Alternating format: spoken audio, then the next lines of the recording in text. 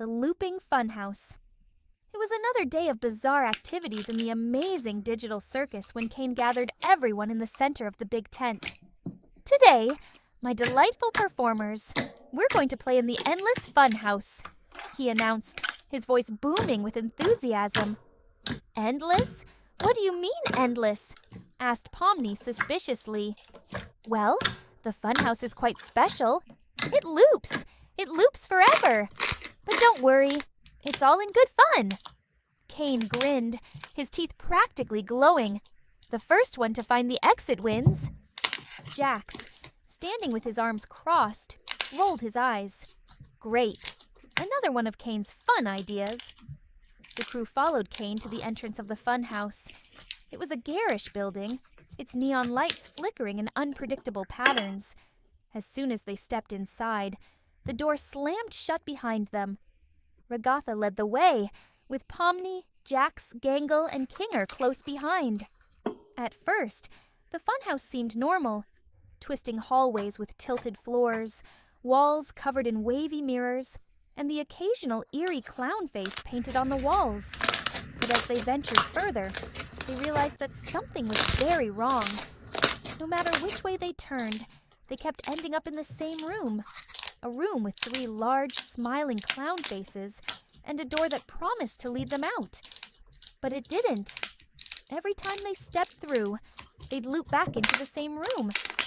This isn't right, Pomni whispered, clutching Ragatha's arm. We're stuck. It's just one of Kane's tricks, Jax said with a shrug, but even his usual nonchalance seemed a little forced. There's probably some hidden exit. But after what felt like hours of walking in circles, even Jax began to grow impatient. Kinger, oblivious as ever, continued to push doors open with a carefree laugh. This place is just like a carnival ride. I love it, he shouted, twirling around. Pomni felt a growing sense of dread. We've been here before. We're going in circles. What if we never find the exit? Ragatha stayed calm, though her face betrayed concern. Let's not panic. There has to be a solution. Maybe we're missing something. Just then, Gangle, who had been quietly following behind, spoke up. Maybe we're not supposed to look for the exit. Everyone turned to look at her, confused. What do you mean? Pomni asked, her eyes wide. Gangle adjusted her mask nervously. If it's a loop, it's designed to trick us into doing the same thing over and over. Maybe the key isn't to find an exit, but to break the pattern. Intrigued, Pomni nodded. Okay, so what do we do? Gangle thought for a moment, looking at the 3 smiling clown faces. We've been going through the same door every time. What if we do something different? Jax smirked. You mean, like, what? Break stuff? Now you're talking my language. No, not breaking things, Ragatha said, though she too was starting to catch on. We need to change how we interact with the room. The loop isn't just physical. It's about our actions. We've been following Kane's rules without question. Kinger, oblivious to the conversation, started dancing in front of the clown faces, spinning like a child. To everyone's surprise, one of the clown faces blinked. Wait, Kinger, do that again, Pomni shouted. Kinger, amused by the attention, danced even more wildly, making funny faces at the clowns. This time, the entire wall shifted, revealing a hidden door at the far end of the room. The air buzzed with excitement. Looks like Gangle was right, Jax admitted with a half smile. We had to break the pattern. The group rushed through the new door, only to find themselves standing at the very entrance of the funhouse.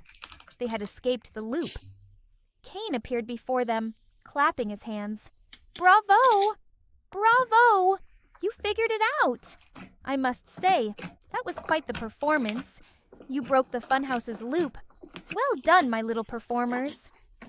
Exhausted but relieved, the crew stepped out of the funhouse, ready to take a much-needed break. As they walked away, Pomni couldn't help but glance back at the entrance. The neon lights flickered again, as if the funhouse was waiting for its next group of unsuspecting victims. Kane's color chaos. One ordinary day in the circus. Well, as ordinary as things can be, Kane decided to spice up their lives with a new game. With a snap of his fingers, he changed the rules of reality in the digital circus, turning the entire environment into a kaleidoscope of shifting colors and patterns. The sky turned to neon polka dots, the ground to vibrant plaid, and even the characters themselves glowed in ridiculous colors. Pomni looked down, horrified to find her normally monochrome outfit turned into a blinding rainbow. "Kane, what did you do to us?" she shouted, trying to shield her eyes from her own reflection. "This, my dear Pomni, is my latest game, Color Chaos." Kane floated through the air, his toothy grin wide as he admired his work. "You'll all need to find the single object that remains its original color. If you don't, you'll be stuck like this forever."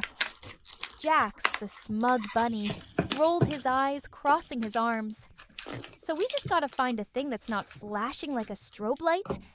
Easy." But as the group began their search, it became clear this wasn't going to be a simple task. Everything was blinding, pulsing, and changing constantly. They split up, each heading in different directions of the circus to search for the object that could return things to normal. Pomni teamed up with Zubul, who looked at their patchwork self in complete disgust. "I look like someone spilled paint on a glitch," Zubul complained. "I think you look kinda cool," Gangle tried to say in her usual awkward optimism, but Zubul wasn't buying it. As they searched, Jax wandered lazily through the landscape.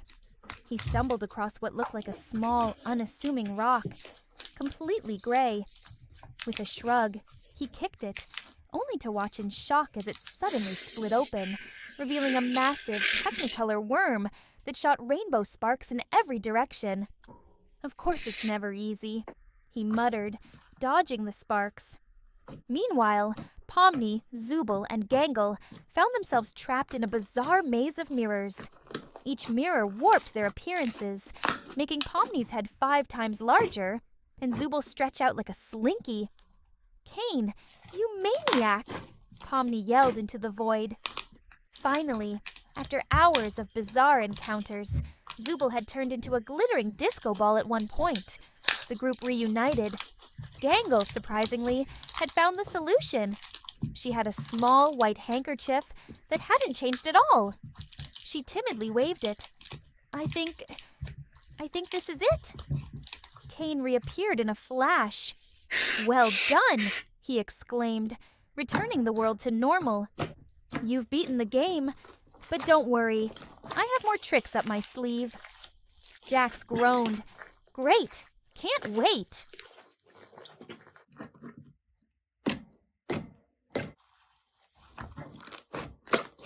The mysterious melody. One evening, as the digital circus was preparing for its nightly performance, a hauntingly beautiful melody began to play through the speakers. It was unlike anything anyone had heard before, ethereal and enchanting, yet oddly unsettling.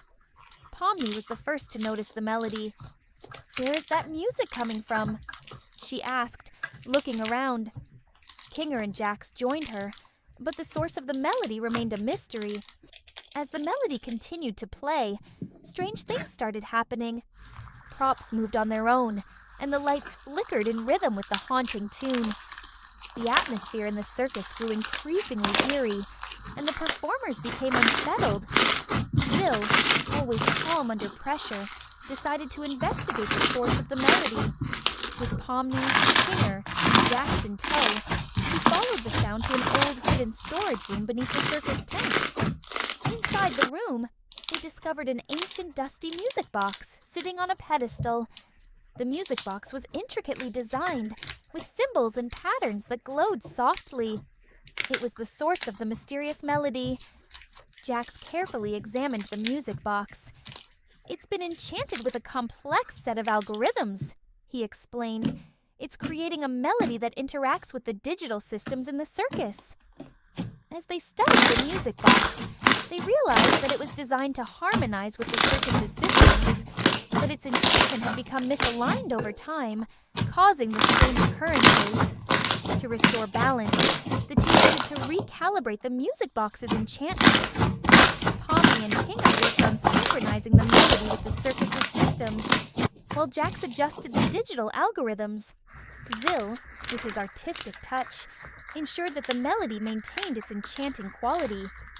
Once the recalibration was complete, the melody played harmoniously, and the circus returned to its usual vibrant self. The music box, now perfectly tuned, became a cherished artifact of the digital circus. The performers ended the night with a performance inspired by the mysterious melody, blending the haunting tune with their usual spectacular acts. The audience was entranced, and the digital circus added another magical chapter to its story.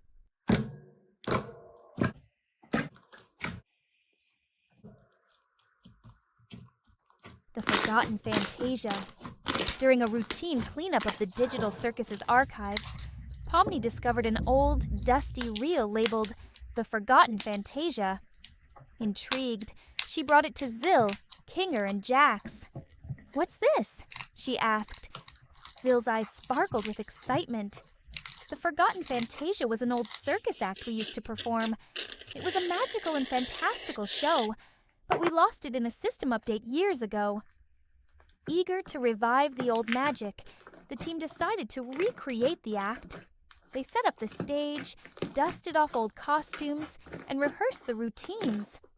The Forgotten Fantasia was a show of illusions, enchantments, and whimsical characters, full of magical tricks and delightful surprises. As they rehearsed, strange things began to happen. Props started moving on their own, and illusions became unpredictable. It seemed that the Fantasia was resisting being brought back to life. The old code was unstable and interfering with their efforts. Jax took charge of troubleshooting the issues. He discovered that the reel contained corrupted data and outdated algorithms that were causing the glitches. With his technical expertise, he worked tirelessly to clean up and update the code. Meanwhile, Pomni and Kinger focused on the performance side. They adapted the old routines to fit the new system, ensuring that the magic of the Fantasia remained intact while avoiding the glitches. After several long days of hard work, the team was ready for the grand reopening of the Forgotten Fantasia. The audience was captivated by the enchanting display of illusions and whimsy, and the act was met with thunderous applause. Zil, with a contented smile, remarked, "It's amazing how something old can be revitalized with a bit of care and creativity." The Forgotten Fantasia became a cherished part of the digital circus once more, blending nostalgia with modern magic.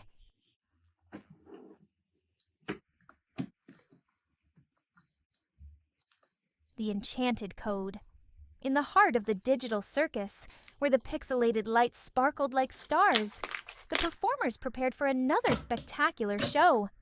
Zil, the eccentric ringmaster with his glowing neon attire, was bustling with excitement. His latest creation, a magical code that could make objects come to life, was about to be unveiled. The performers gathered in the center of the big top, each eager to see what this new enchantment could do. Pomni, the curious and brave acrobat, was the first to step up. "Let's see what this magical code can do!" she exclaimed. Zil handed Pomni a shimmering digital wand. With a swish and a flick, Pomni activated the code. Suddenly, the colorful circus props started to wiggle and dance on their own. The audience gasped in awe as the circus tent transformed into a swirling vortex of vibrant, animated shapes. However, something went awry. The enchanted code began to glitch, causing the props to spin uncontrollably. The once organized show turned chaotic, with objects flying in every direction. Pomni, quick on her feet, leaped into action. With the help of Kinger, the playful and agile performer, they tried to catch the runaway props. Jax, the tech-savvy and clever assistant, spotted the problem. "The code's got a bug in it!" he shouted. Working together, The team managed to track down the glitch and fix it. The code stabilized, and the circus returned to its magical, mesmerizing self. As the show continued, the audience cheered and applauded. The performers took a bow, proud of their teamwork and quick thinking. Zill beamed with pride, knowing that even in the face of glitches, the digital circus always found a way to shine.